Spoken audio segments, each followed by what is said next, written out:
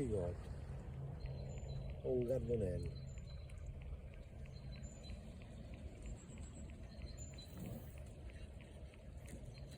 Spigotto. Cichetto.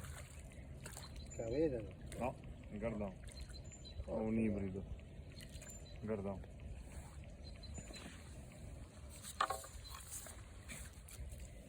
Tac.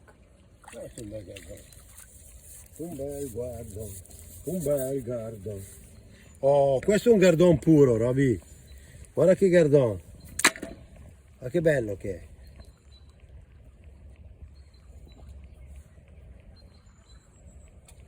Guarda, preso da manuale, guarda, clic proprio sul labbrino. Adesso vediamo se riusciamo a, con un colpettino da maestro. Eccolo qua, guarda.